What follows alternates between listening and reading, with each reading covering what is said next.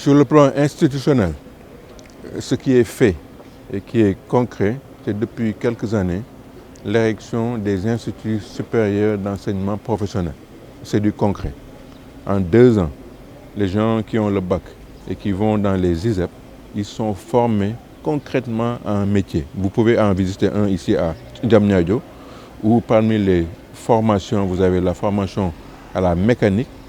On y amène des moteurs de voitures, on les monte, on les démonte. Ils sortent au bout de 2 ans.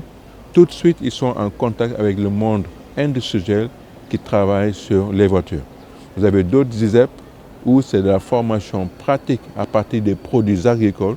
Au bout de 2 ans, ils sortent, ils sont en contact avec le monde qui gère cette affaire-là.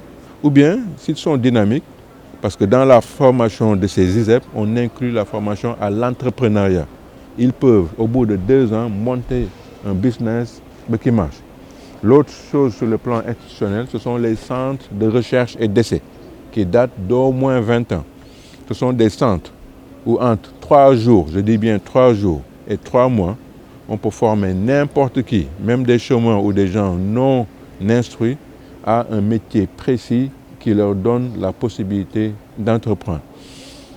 La question qui se pose, est-ce que nous devons continuer à garder les mêmes systèmes de formation et d'éducation qui étaient en place il y a 60 ans, où on avait besoin de manière puissante de former des ressources humaines? Maintenant, on en a suffisamment pour nous adapter au développement du monde économique et des nouvelles technologies. Donc il y a un débat qui est très profond, qui ne concerne pas que le ministère, qui concerne l'enseignement à partir déjà du cycle primaire et secondaire, comment réorienter et revoir un peu le contenu de nos enseignements, les prendre plus adaptés à nos réalités. C'est la même chose pour la recherche. La recherche doit s'axer sur nos priorités de développement afin que nos universités et nos chercheurs se calent sur ce module-là.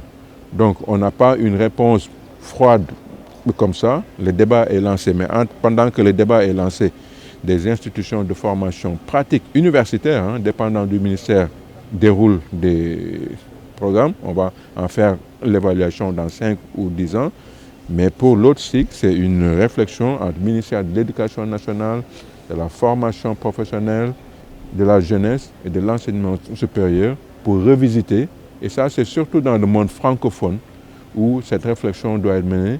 Dans les universités anglophones, la corrélation formation, université et monde du travail est un peu mieux réussie.